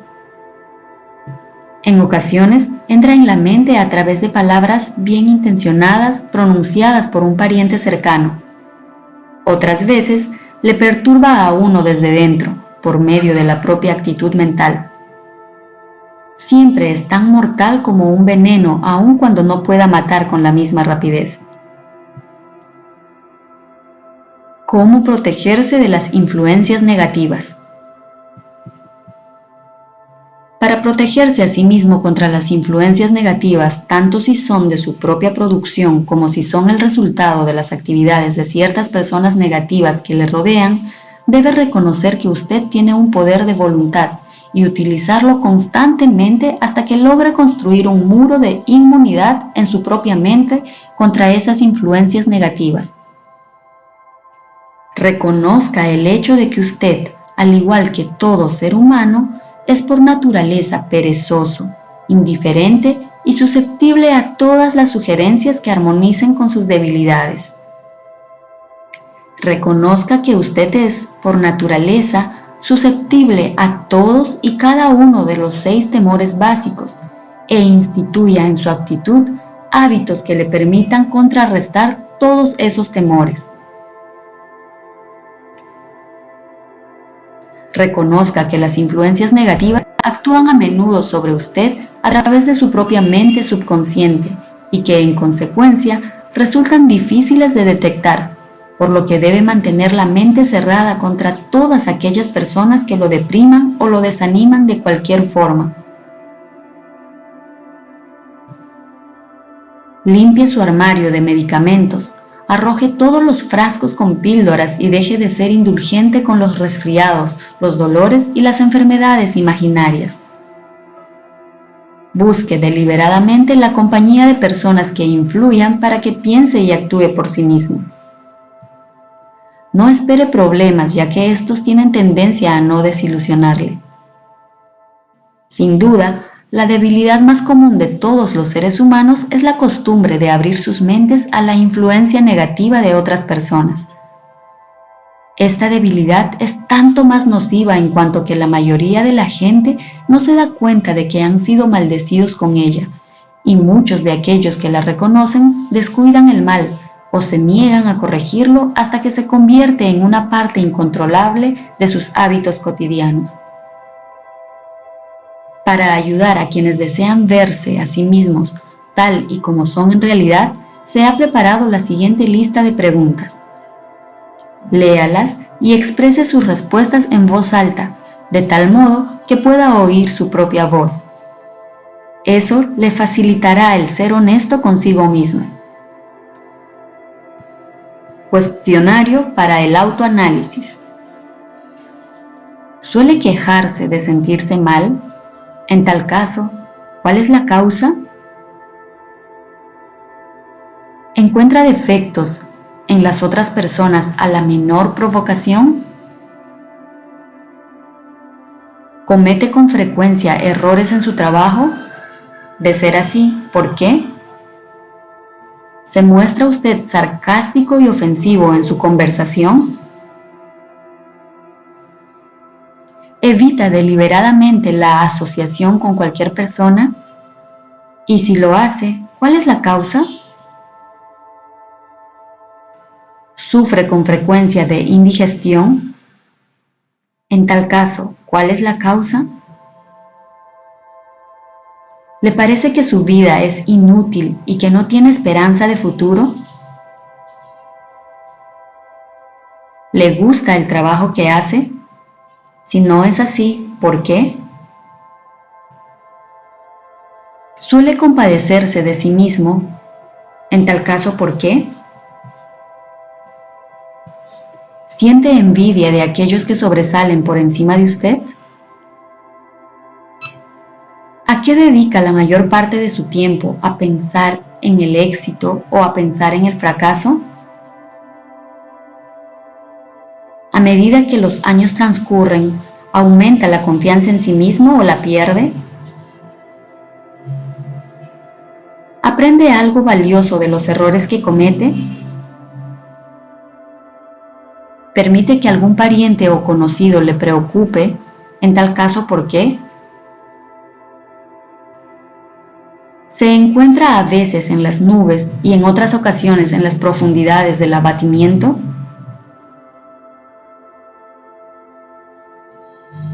¿Quién tiene la influencia más inspiradora sobre usted?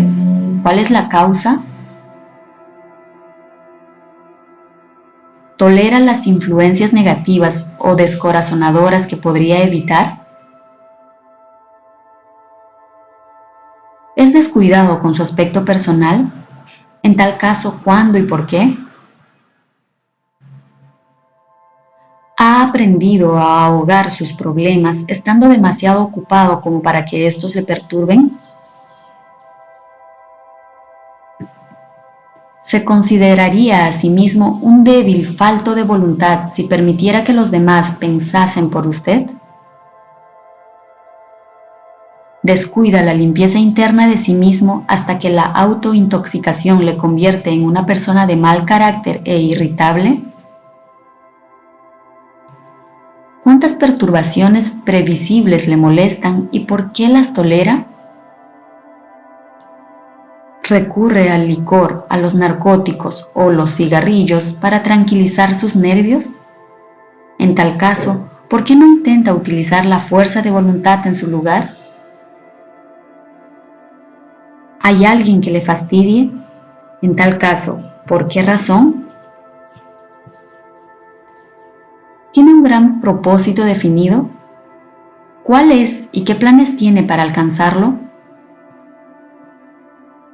¿Sufre usted alguno de los 6 temores básicos? En tal caso, ¿cuál o cuáles? ¿Dispone de un método para protegerse contra la influencia negativa de los demás? ¿Hace uso deliberado de la autosugestión para conseguir que su mente sea positiva? ¿Qué es lo que valora más, sus posesiones materiales o el privilegio de controlar sus propios pensamientos?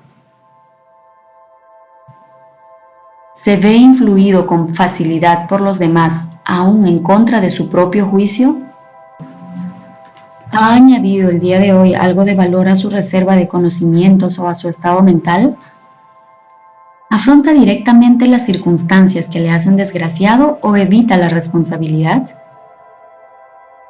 Analiza todos los errores y los fracasos y trata de aprovecharlos, o quizás adopta la actitud del que piensa que eso no es responsabilidad suya. ¿Puede citar 3 de sus debilidades más nocivas? ¿Qué hace para corregirlas? ¿Anima a otras personas a que le expongan sus preocupaciones por simpatía? Durante sus experiencias cotidianas, ¿elige lecciones o influencias capaces de ayudarle en su progreso personal? Por regla general, ¿tiene su presencia una influencia negativa sobre los demás?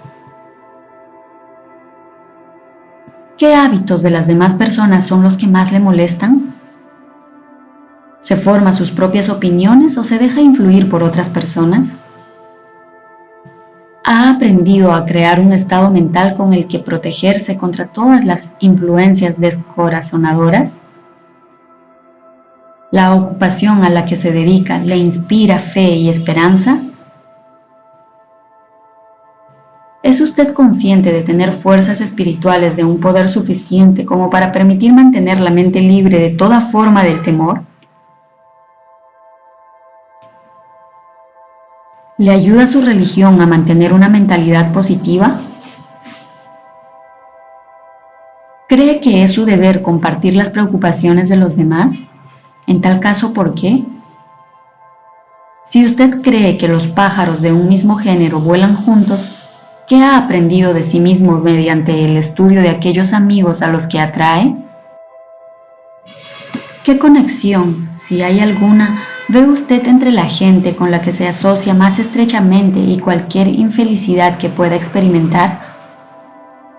¿Sería posible que alguna persona a la que considerara su mejor amigo sea en realidad su peor enemigo debido a la influencia negativa que ejerce sobre la mente de usted?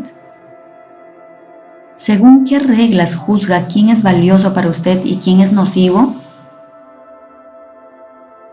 ¿Sus asociados íntimos son mentalmente superiores a usted o inferiores? ¿Cuánto tiempo de cada 24 horas dedica usted a A. Su ocupación, B. Dormir, C. Jugar y relajarse, D. Adquirir conocimientos útiles. E. Desaprovechar el tiempo. Entre sus conocidos, ¿quién de ellos A. le estimula más? B. le previene más? C. le desanima más. ¿Cuál es su mayor preocupación? ¿Por qué la tolera? Cuando otros le ofrecen un consejo no solicitado, ¿lo acepta sin cuestionarlo o analiza sus motivaciones? ¿Qué es lo que más desea por encima de todo lo demás? ¿Tiene intención de conseguirlo? ¿Está dispuesto a subordinar el resto de sus deseos a ese? ¿Cuánto tiempo dedica al día a conseguirlo? ¿Cambia de opinión con frecuencia? En tal caso, ¿por qué? ¿Suele terminar todo aquello que empieza? ¿Se siente fácilmente impresionado por los negocios o por los títulos personales, grados académicos o riqueza de otras personas? ¿Se siente influido fácilmente por lo que otras personas piensan o dicen de usted? ¿Valora a las personas por su estatus social o financiero? ¿Quién cree que es la persona más grande que vive en la actualidad? ¿En qué aspecto considera que esa persona es superior a usted? ¿Cuánto tiempo ha dedicado a estudiar y contestar a todas estas preguntas? Al menos se necesita un día para llevar a cabo el análisis y dar contestación a todas las preguntas de la lista.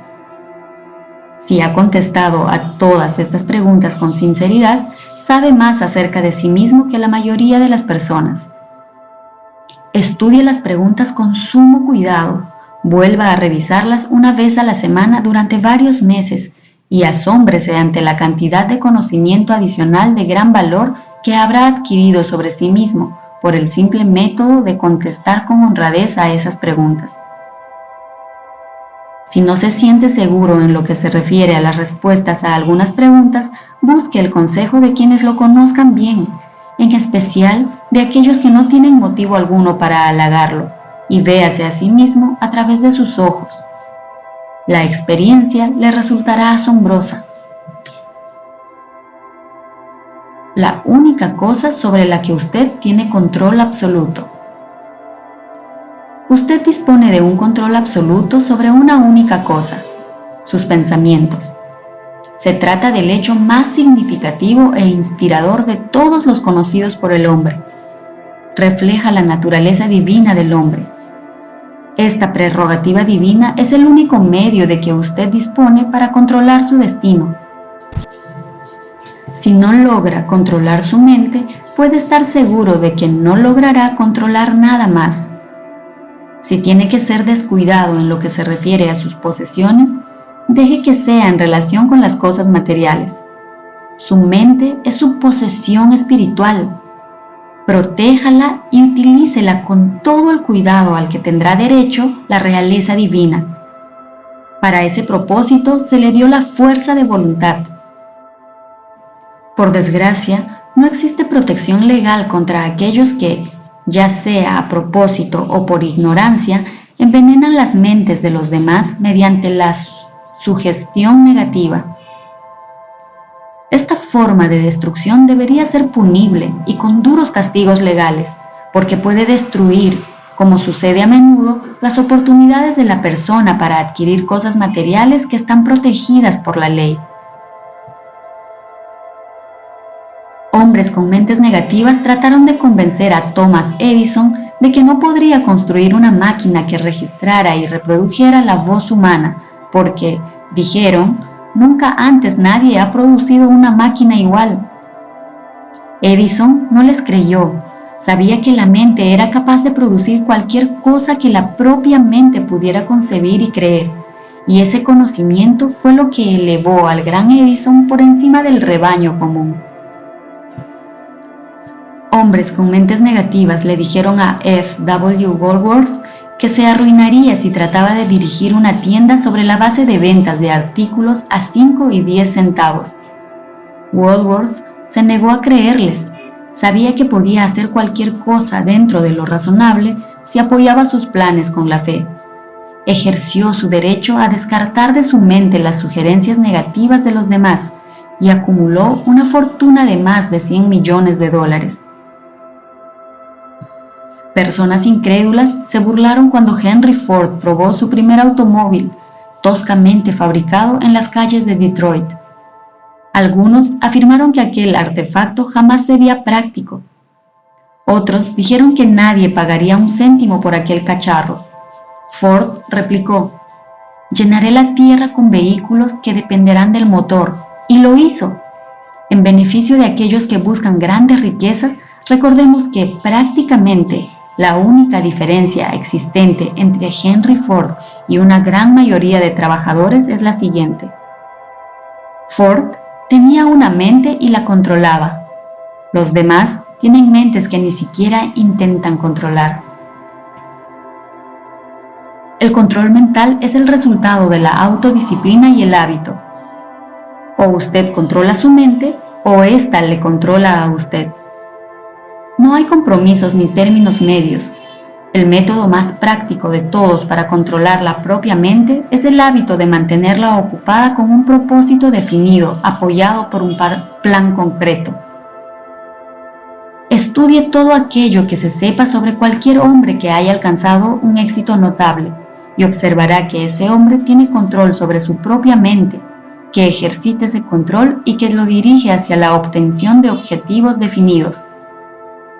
Sin la existencia de este control, el éxito no es posible.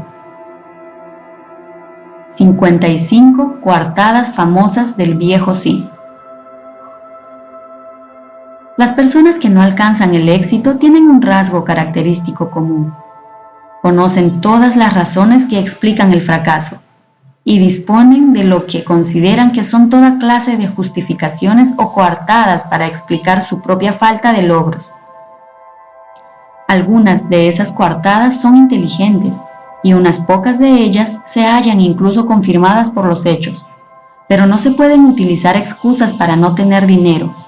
El mundo que nos rodea solo quiere saber una cosa: ¿ha alcanzado usted el éxito? Un analista del carácter compiló una lista de las excusas que suelen utilizarse con mayor frecuencia. A medida que lea la lista, examínese a sí mismo con cuidado y determine cuántas de estas excusas ha hecho suyas, si es que hay alguna. Recuerde también que la filosofía presentada en este libro hace que cada una de estas excusas haya quedado obsoleta.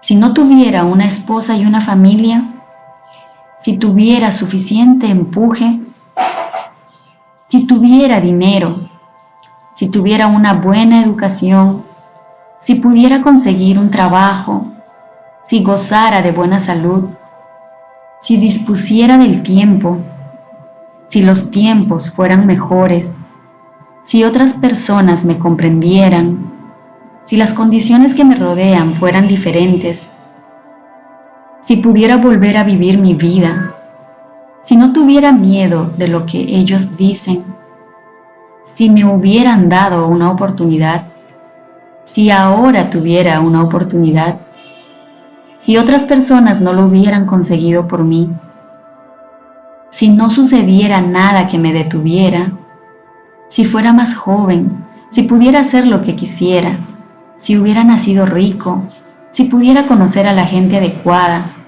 si tuviera el talento que algunas personas tienen, si me atrevería a imponerme, si solo hubiera aprovechado las oportunidades del pasado, si la gente no me pusiera nervioso, si no tuviera que mantener la casa y cuidar de los hijos, si pudiera ahorrar algún dinero, si el jefe me apreciara, si contara con alguien que me ayudara, si mi familia me comprendiera, si viviera en una gran ciudad, si solo pudiera empezar, si fuera libre, si tuviera la personalidad de algunas personas, si no fuera tan gordo, si no fuera tan flaco, si mi talento fuera conocido, si pudiera abrirme paso, si pudiera librarme de deudas, si no hubiera fracasado, si supiera cómo, si nadie se me opusiera, si no tuviera tantas preocupaciones, si pudiera casarme con la persona adecuada, si la gente no fuera tan sensible, si mi familia no fuera tan extravagante, si estuviera seguro de mí mismo, si no tuviera la suerte en contra, si hubiera nacido bajo otro signo, si no fuera cierto que lo que tiene que ser será, si no tuviera que trabajar tanto, si no hubiera perdido mi dinero, si viviera en un barrio diferente, si no tuviera un pasado, si tuviera una empresa propia, si los demás me escucharan. Sí, y este es el mayor de todos ellos. Si yo tuviera el valor de verme tal y como soy en realidad, descubriría qué es lo que pasa conmigo y lo corregiría. Entonces tendría la oportunidad de aprovechar mis propios errores y aprender algo de la experiencia de los demás, pues sé que me ocurre algo que no está del todo bien porque estaría donde debería estar si me hubiese pasado más tiempo analizando mis debilidades y menos buscando excusas que los justificaran. Encontrar excusas con las que explicar el fracaso es un pasatiempo nacional. El hábito es tan viejo como el ser humano y fatal para el éxito. ¿Por qué la gente se aferra a sus mezquinas excusas? La respuesta es evidente. Defienden sus excusas porque ellos mismos las crean. Toda excusa es hija de la propia imaginación y está en la naturaleza del hombre defender lo que es producto del propio cerebro. Encontrar excusas es un hábito profundamente arraigado. Los hábitos son difíciles de romper, sobre todo cuando ofrecen una justificación para algo que hemos hecho. Platón pensaba en esta verdad cuando afirmó: la primera y mejor victoria es conquistar el yo. Ser conquistado por el yo es de todas las cosas la más vergonzosa y vil. Otro filósofo pensaba en lo mismo cuando dijo: me llevé una gran sorpresa al descubrir que la mayor parte de la fealdad que veía en los demás no era más que un reflejo de mi propia naturaleza. Elbert Hubbard dijo: siempre ha sido un misterio para mí saber por qué la gente se pasa tanto tiempo engañándose a sí misma, creando excusas para justificar sus debilidades. Si ese tiempo se utilizara de un modo diferente, bastaría para curar la debilidad, y entonces no necesitaríamos de ninguna excusa. Antes de terminar, quisiera recordarle que la vida es un tablero de ajedrez y el contrincante es el tiempo. Si usted duda antes de mover o descuida hacer el movimiento con prontitud, el tiempo lo vencerá. Usted juega contra un contrincante que no tolera la indecisión. Es posible que hasta ahora usted haya tenido una excusa lógica para no verse obligado a exigirle a la vida aquello que usted mismo le ha pedido. Pero esa excusa ha quedado obsoleta, porque ahora usted está en posesión de la llave maestra que abre la puerta de las cuantiosas riquezas de la vida. La llave maestra es intangible pero muy poderosa. Otorga el privilegio de crear en la propia mente un ardiente deseo de alcanzar una forma definida de riqueza. No hay ningún castigo por utilizarla, pero se ha de pagar un precio por no hacerlo. Ese precio es el fracaso. Si se la utiliza, en cambio, le espera una recompensa de enormes proporciones. Se trata de la satisfacción que nos produce conquistar el yo y obligar a la vida a entregarnos aquello que se le pide. La recompensa es digna de su esfuerzo. ¿Está dispuesto a empezar y a convencerse? Si somos parientes, dijo el inmortal Emerson, nos conoceremos. Para terminar, permítaseme adoptar su pensamiento y decir: si somos parientes, nos hemos conocido a través de estas páginas.